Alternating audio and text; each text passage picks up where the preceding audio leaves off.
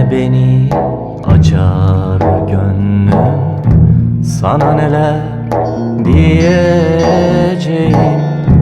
Dile gelmez sözcüklerden, sana kefen dikeceğim. Dinle beni açar gönlüm, sana neler diyeceğim. Dile gelmez sözcüklerden, sana kefen dikeceğim.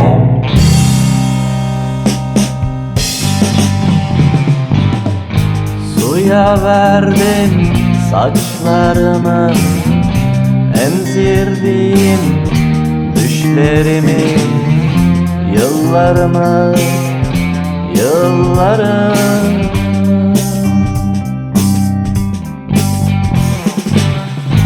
Suya verdim saçlarımı, emzirdim düşlerimi, yıllarımı, yıllarımı.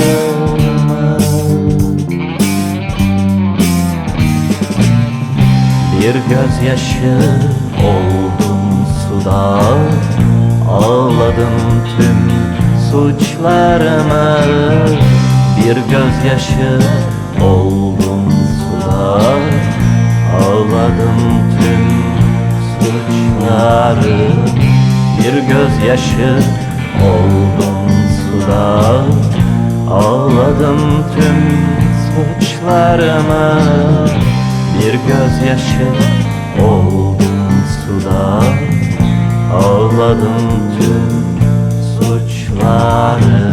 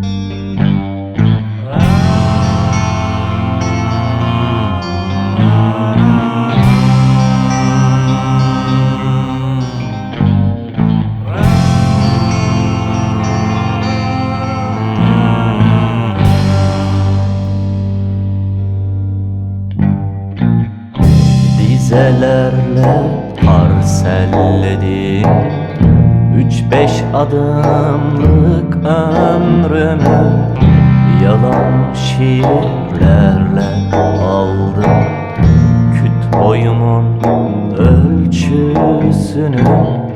Dizelerle parselledim 3-5 adımlık ömrümü, yalan şiirlerle aldım küt boyumun ölçüsünü.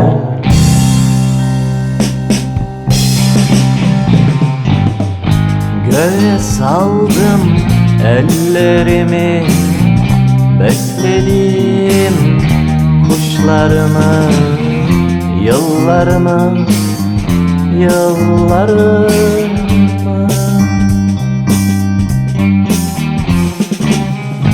Göğe saldım ellerimi, besledim kuşlarımı, yıllarımı, yıllarımı.